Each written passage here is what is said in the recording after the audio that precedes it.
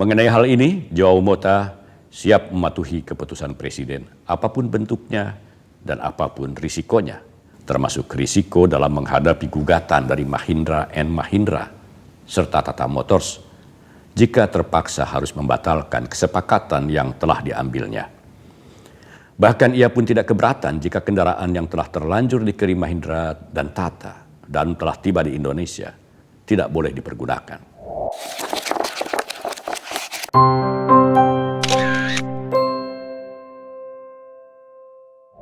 Kawan Minmot, sebuah tindakan yang dilandasi dengan itikad baik ternyata tidak selalu disambut dengan baik. Bahkan tindakan itu tak jarang dinilai sebagai tindakan melanggar aturan. Sayangnya yang kemudian terjadi bukan lagi soal salah dan benar, tetapi sebuah opini publik yang dibangun berdasarkan a priori tanpa didahului dengan klarifikasi atau tabayun. Hal itulah yang sekarang dialami Direktur Utama PT Agrinas Pangan Nusantara, Joao Angelo de Souza Mota, yang dituduh telah menghambat perkembangan industri otomotif dalam negeri, lantaran mengimpor 105.000 kendaraan dari India untuk operasional Koperasi Desa dan Kelurahan Merah Putih atau KDKMP. Bahkan keputusan Joao Mota itu dikesankan seakan-akan bakal mengakibatkan kiamat kubro bagi industri otomotif nasional. Joao Mota dituding seolah-olah bertindak semena-mena dan tidak melakukan studi banding terlebih dulu. Padahal jauh sebelum pihaknya mengambil keputusan untuk mengimpor kendaraan dari India, Joao Mota sudah melakukan negosiasi panjang dengan para produsen otomotif dalam negeri. Namun negosiasi yang dilakukan melalui proses klarifikasi, kualifikasi, dan verifikasi itu berakhir dengan ketidaksepakatan di antara kedua pihak, khususnya menyangkut harga yang cukup mahal, serta ketidaksanggupan produsen otomotif dalam negeri untuk memenuhi permintaan dalam jumlah besar dan dalam tenggat waktu yang sangat singkat, sesuai target pembangunan fisik KDKMP. Yang di antara bulan Juli dan Agustus saja sudah harus mencapai 60.000 unit koperasi. Sehingga pada bulan-bulan tersebut sarana dan prasarana berupa kendaraan pick-up 4x4 dan truk 6 roda pun sudah harus tersedia sebanyak 120.000 unit. Kendaraan yang dibutuhkan KDKMP adalah mobil pick-up 4x4 dan truk roda 6. Kedua jenis kendaraan ini berdasarkan hasil studi di lapangan merupakan kendaraan yang paling cocok digunakan di jalan-jalan pedesaan yang sulit dengan membawa beban angkutan yang sangat berat. Dan kendaraan ini khususnya pick-up 4x4 akan digunakan untuk mengangkut hasil-hasil pertanian dari ladang dan pesawahan ke pusat-pusat koperasi KDKMP di setiap desa untuk kemudian mendistribusikannya ke masyarakat konsumen.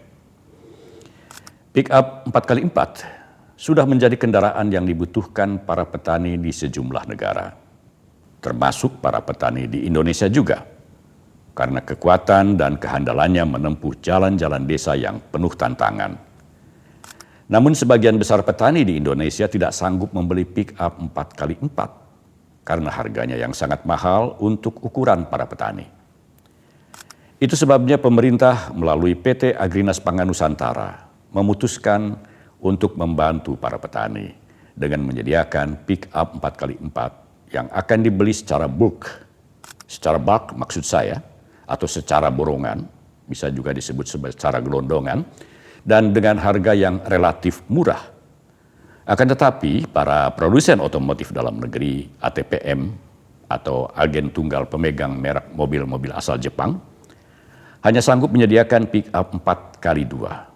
Sedangkan pick-up 4x4 harus didatangkan secara CBU atau completely built up dari Thailand dengan harga per unitnya yang sangat mahal. Di sisi lain, Joao Mota mendapat tugas untuk melakukan efisiensi anggaran semaksimal mungkin sesuai instruksi Presiden Prabowo. Negosiasi panjang yang dilakukan di Rut Agrinas Pangan Nusantara Joao Mota dengan para produsen otomotif dalam negeri berlangsung sejak 14 Oktober 2025 dan berakhir atau ditutup pada 23 Desember 2025. Setelah itu, Joao menjajaki Mahindra & Mahindra serta Tata Motors, dua produsen kendaraan pick-up 4x4 dan kendaraan truk roda 6 dari India. Kedua produsen itu menyanggupi permintaan Agrinas dalam waktu singkat dengan harga yang cukup bersaing dibandingkan dengan harga kendaraan sejenis yang mampu disediakan industri otomotif dalam negeri.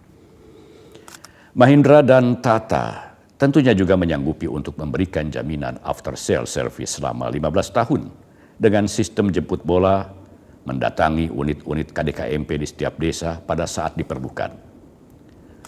Dengan mengimpor 35.000 unit mobil pick-up 4x4 dari Mahindra, 35.000 unit mobil pick-up 4x4 dan 35.000 unit truk roda 6 dari Tata Motors yang dibeli secara bulk senilai 24,66 triliun rupiah itu, Joao Mota bisa menghemat anggaran sebanyak 46,5 triliun rupiah. Bukti bahwa Joao Mota melakukan perundingan terlebih dulu dengan para produsen otomotif dalam negeri sebelum mengambil keputusan melakukan impor dari India, tercatat lengkap dalam berita acara yang sangat lengkap tentunya. Dari berita acara yang dibeberkan Joao Mota kepada sejumlah wartawan dalam konferensi pers di Gedung Agrinas Pangan Nusantara, terlihat jelas bahwa pihaknya sudah melakukan upaya negosiasi dengan semua produsen otomotif nasional dengan itikad mendahulukan produksi dalam negeri. Hanya saja, tidak terjadi kesepakatan dalam jumlah unit yang disanggupi para produsen nasional serta harga per unit yang ditawarkan. Para produsen otomotif nasional hanya menawarkan opsi harga per unit, bukan harga bulk. Sehingga harga tersebut menjadi sangat mahal. Jadi pertama kita undang adalah Astra. Sehingga Astra di sini menawarkan Isuzu. Teman-teman bisa lihat ya. Ini adalah Isuzu yang mereka ini. Dan sesuai dengan prosedur, kami melakukan prosedural pengadaan sesuai dengan standar pengadaan, yaitu mulai dari klarifikasi, kualifikasi, negosiasi, dan setelah di ujungnya ya harus ada kesepakatan gitu. Kebetulan waktu itu yang ini yaitu mewakili Astra International, Isuzu Sales Operation. Ketika kita melakukan pembukaan rapat segala macam, kemudian kita lanjutkan dengan penjelasan. Kemudian dari Astra-nya sendiri menyampaikan kesanggupan mereka. Jadi di sini mereka juga menyampaikan bahwa berapa jumlah unit yang mereka sanggup produksi. Nanti ini teman-teman yang ingin melihat secara ini ambil foto, kami beri kesempatan untuk mengambil foto sehingga bisa melakukan dokumentasi atau nanti bisa digunakan sebagai sumber informasi untuk menjabarkan ini gitu. Kemudian di sini setelah ini tidak terjadi kesepakatan sehingga pihak Chief Operation Officer dari Astra bisa dilihat tidak tanda tangan. Tetapi dari Isuzu Astra motornya mereka tanda tangan. Berarti di sini sebetulnya kalau yang ini justru ada perselisihan antara mereka sendiri gitu. Sehingga tidak terjadi kesepakatan. Sehingga kemudian Isuzu diwakili oleh perusahaan berikutnya. Jadi deal, nah ini pertemuannya ada fotonya gitu. Jadi setiap pertemuan itu kita ada fotonya, ada buktinya bahwa mereka hadir gitu. Setelah Astra Operation, kemudian berikutnya di sini Astra International yang menawarkan Suzuki didampingin atau diwakili oleh PT Armada Autotara sebagai dealer Astra yang akhirnya melakukan deal dengan Agrinas. Dan sampai di titik ini kesepakatan yang disepakati antara Agrinas dengan Isuzu adalah mereka mampu menyuplai 900 unit. Itu yang kami sepakati. Bisa dilihat nanti di sini teman-teman bisa melihat kesanggupan mereka untuk memproduksi per bulannya berapa, dan akhirnya kami tutup dengan kesepakatan di mana Isuzu hanya bisa mensuplai 900. Mereka hanya mampu mensuplai 900 itu karena deal yang dengan Isuzu terjadi belakangan sehingga mereka tidak bisa mendapatkan suplai karoseri karena karoseri lokal yang ada di Indonesia semua sudah menyuplai merek-merek lain, sehingga mereka tidak lagi mampu untuk menyuplai karena semua karoseri sudah full dibook oleh merek-merek lain. Ini bukti-buktinya ya, bisa dilihat. Jadi yang mewakili Astra di sini 2. Kemudian selanjutnya lagi-lagi ini Astra lagi ini. Astra kembali kami undang, Astra yang menawarkan Isuzu D-Max. Ya, clear ya. Ini jadi Astra tadi sudah 2, ini adalah ketika ada berita acaranya. D-Max pun akhirnya tidak ada kesepakatan. Bisa dilihat pada waktu itu dia wakili Isuzu Sales Operation. Ini bisa dilihat. Nanti satu persatu kami lihat. Berarti ini untuk Astra yang hadir di sini, ini sudah 3. Kemudian selanjutnya lagi Astra lagi. Kami sudah undang semua gitu. Kami pastikan bahwa semua produsen lokal kami undang. Jadi ini Astra yang menawarkan Hilux. Hilux ini pun sama. Mereka menawarkan ada 2 tipe. Ada tipe 4x4 dan 4x2. Harga yang mereka tawarkan tidak kami sepakati karena ujungnya adalah terkait harga. Terkait harga dan kemampuan produksi mereka hanya 800 unit dari April sampai dengan Mei 2026. Meski demikian, ada juga produsen otomotif dalam negeri yang akhirnya disepakati untuk ikut menyuplai KDKMP, yakni PT Mitsubishi Kramayuda Indonesia, sebagai ATPM kendaraan bermerek Mitsubishi. Produsen otomotif Indonesia ini menyanggupi untuk memproduksi sebanyak 20.600 unit truk roda 6 dengan merek Mitsubishi Fuso. Kemudian Hino Motors yang disepakati menyuplai truk roda 6 sebanyak 10.000 unit dan produsen mobil asal Cina yang menyuplai kendaraan truk dengan merek Foton Aumark sebanyak 13.500 unit. Akhirnya Kramayuda itu menyuplai untuk Koperasi Desa Merah Putih sebanyak 20.600. Itu sesuai dengan kapasitas produksi mereka sampai dengan akhir tahun. Di sini semua tanda tangan, sepakat, dan ada bukti bahwa kami memberikan ruang kepada produsen-produsen lokal untuk menyuplai kepada Koperasi Merah Putih. Jadi saya tekankan sekali lagi bahwa Kramayuda menyuplai kita dengan Mitsubishi Fuso sebanyak 20.600. Kemudian berikutnya ini untuk 4x4 dari Isuzu Traga. Isuzu Traga waktu itu kami sempat juga bernegosiasi sampai di titik di mana mereka sebetulnya ingin memproduksi 4x4 lokal. Tetapi ternyata tidak ada kesepakatan antara mereka dengan dealernya, sehingga akhirnya kami tidak melanjutkan kerjasama. Bisa dilihat sudah dikirim. Kemudian berikutnya adalah Mitsubishi L300. Mitsubishi L300 pun sama, kami undang hadir di sini. Mereka hanya mampu memproduksi 750 unit per bulan. Dan harganya pun bisa dibilang hampir sama persis dengan harga 4x4 yang kami beli gitu. Sehingga menurut kami kalau sama-sama 4x4 dan 4x2 dan kemampuan muatnya lebih banyak, kami terus terang saja kalau melihat keterpihakan atau melihat ini, kami pasti memilih yang lebih kuat, lebih tahan, dan lebih pasti bahwa itu bisa digunakan di semua medan gitu. Kemudian kita berlanjut ke Hino. Ini sudah berapa ini semua produsen lokal? Saya rasa semua produsen lokal kami undang ya. Jadi tidak ada bilang bahwa kami tiba-tiba atau mendadak, tidak ada angin, tidak ada hujan, itu tidak ya. Kami benar-benar mengundang Hino Motor. Hino Motor mampu memproduksi sebanyak 120 per bulan atau 400 unit per 3 bulan. Kemudian kami berikan kesempatan untuk Hino untuk menyuplai ke kami. Setelah mereka melakukan lobby ke pihak Jepang, mereka mampu menyuplai sampai 10.000. Jadi ini sudah maksimal kemampuan produksi mereka gitu. Jadi semua produksi mereka sudah hanya untuk menyuplai kami gitu. Kemudian selanjutnya kami juga undang produk dari Cina, Foton. Nah, Foton di sini kita undang, ini berita acaranya, Foton menyuplai kami dengan Foton Aumark.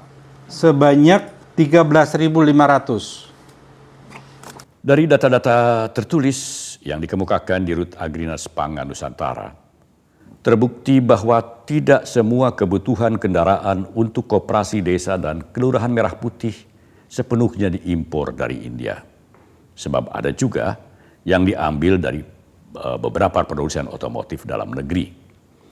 Namun Menteri Perindustrian Agus Gumiwang Kartasasmita melalui siaran persnya menyiratkan seolah-olah PT Agrinas Pangan Nusantara lebih mementingkan produsen otomotif luar negeri ketimbang produsen otomotif dalam negeri. Dan sama sekali tidak memanfaatkan mobil produksi dalam negeri. Agus mengatakan bahwa industri otomotif nasional mampu memproduksi kendaraan pick-up hingga 1 juta unit per tahun. Kendaraan pick-up 4x2 buatan lokal, kata Agus, dinilai mampu bersaing dengan produk impor.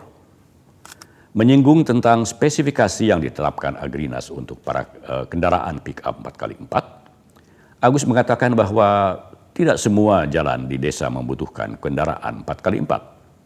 Selain itu, menurut Agus, kendaraan 4x4 lebih mahal dalam pembelian dan operasional dibandingkan kendaraan 4x2.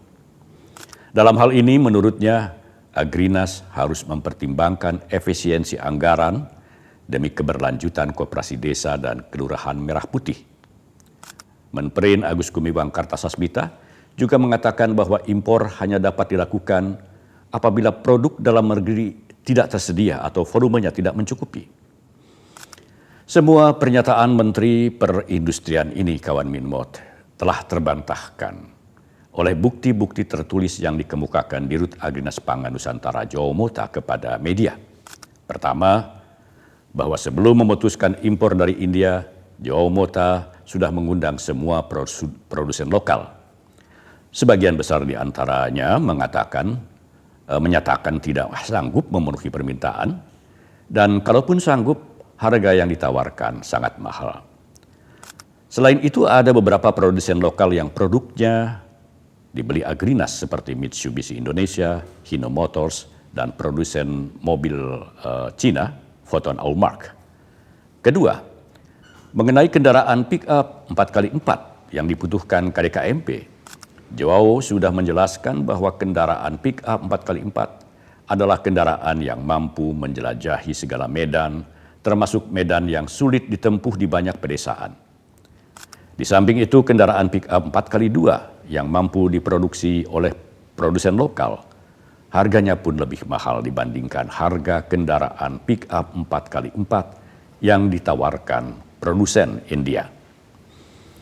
Ketiga, mengenai efisiensi yang disinggung Menteri Perindustrian Agus Gumiwang Kartasasmita, justru hal itulah yang menjadi tujuan Jawa Mota dalam pengadaan kendaraan untuk KDKMP.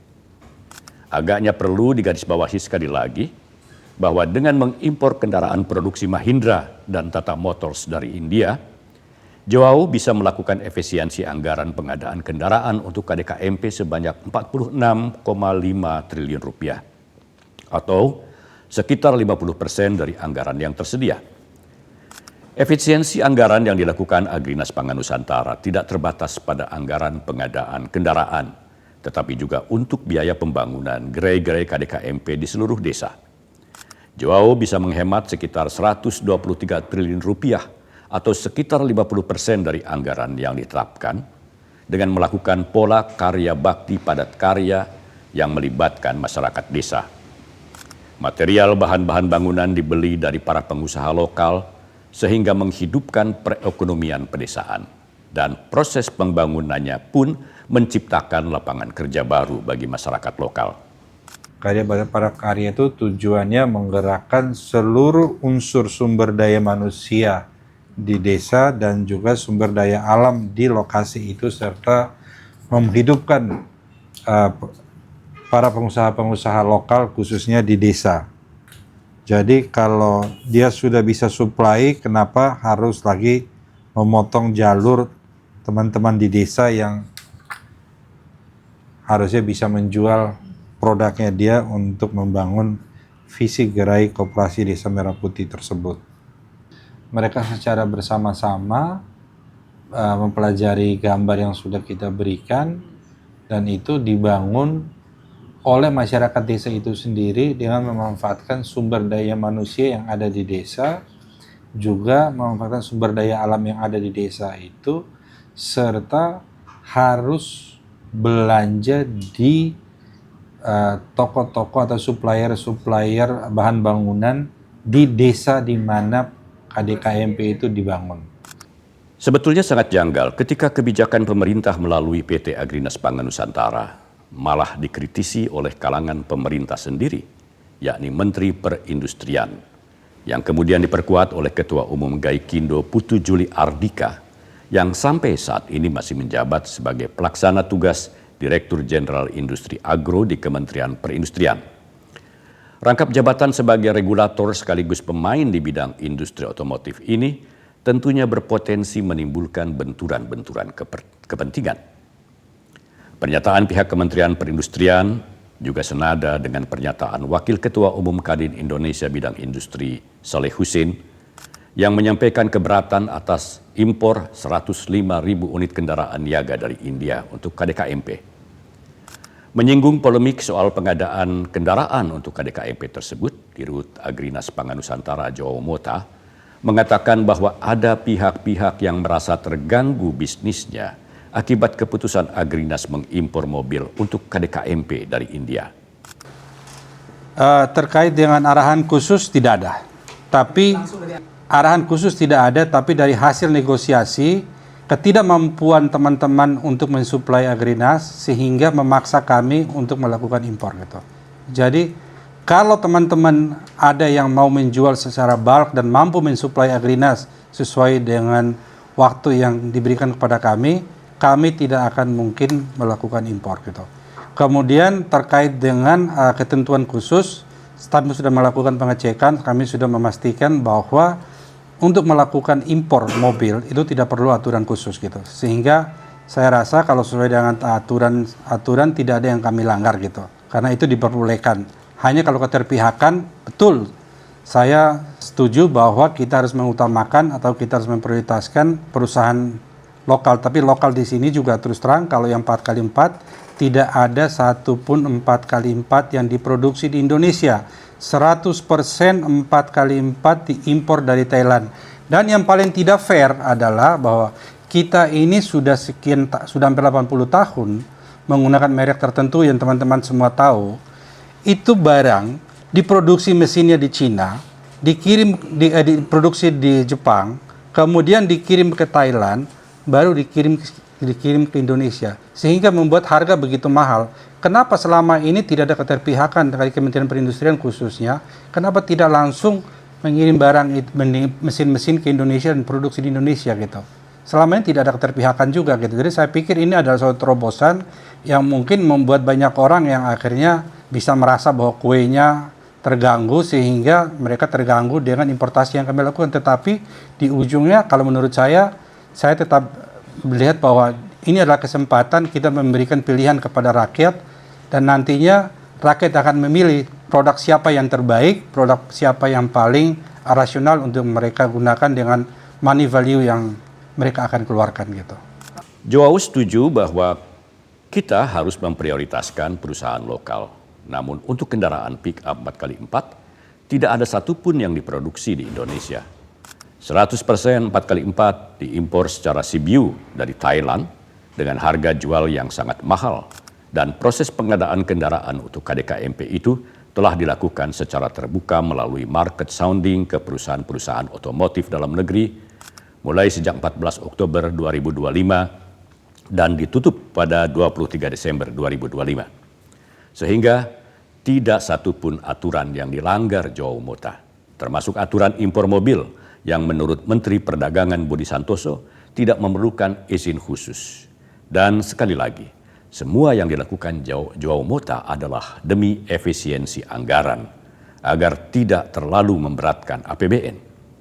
Malah menurut Joao, efisiensi yang dilakukannya adalah efisiensi ekstrim sesuai instruksi Presiden Prabowo agar pembangunan KDKMP yang jumlahnya mencapai 80.000 lebih koperasi dilakukan secara efisien efektif, transparan, dan adil. PT Agrinas Pangan Nusantara adalah perusahaan BUMN yang ditunjuk pemerintah melalui Kementerian Koperasi berdasarkan Impres nomor 12 tahun 2025 untuk membangun KDKMP termasuk melengkapi sarana dan prasarananya. Dan dalam rangka menaati instruksi Presiden, Dirut Agrinas Pangan Nusantara melakukan efisiensi ekstrim di segala lini. Polemik soal kendaraan untuk KDKMP akhirnya ditanggapi oleh Wakil Ketua DPR RI Sufmi Dasko Ahmad. Dasko meminta agar impor mobil dari India itu ditunda untuk sementara waktu, sambil menunggu Presiden Prabowo tiba di tanah air setelah menyelesaikan kunjungan dinasnya di Amerika Serikat dan Yordania. Mengenai hal ini, Joao Mota siap mematuhi keputusan Presiden, apapun bentuknya dan apapun risikonya, termasuk risiko dalam menghadapi gugatan dari Mahindra & Mahindra serta Tata Motors jika terpaksa harus membatalkan kesepakatan yang telah diambilnya. Bahkan ia pun tidak keberatan jika kendaraan yang telah terlanjur dikirim Mahindra dan Tata dan telah tiba di Indonesia tidak boleh dipergunakan. Kalau seandainya saya harus nanti digugat atau nanti dipermasalahkan oleh pihak supplier, itulah tanggung jawab saya dan saya ambil tanggung jawab itu dan segala konsekuensinya akan saya tanggung. Presiden Prabowo dipastikan akan membuat keputusan yang adil dan bijaksana dalam mengatasi polemik soal pengadaan kendaraan untuk koperasi desa dan kelurahan Merah Putih yang tanggung jawabnya dibebankan kepada Direktur Utama PT Agrinas Pangan Nusantara, Joao Angelo de Sousa Mota. Presiden Prabowo tentunya tidak akan membuat kecewa seorang anak bangsa yang telah berinisiatif melakukan efisiensi ekstrim atas anggaran pembangunan KDKMP sesuai instruksi Kepala Negara. Meskipun anak bangsa bernama Joao Angelo de Sousa Mota itu siap menghadapi segala kemungkinan, siap menerima keputusan apapun terhadap dirinya demi bangsa dan negara yang dicintainya. Sampai di sini dulu kawan Minmot. Terima kasih untuk Anda yang tetap setia menjadi subscriber kami dan Anda yang baru saja mensubscribe kanal kami. Juga terima kasih untuk Anda yang sering memberikan like, share, dan komentar. Salam Minmot.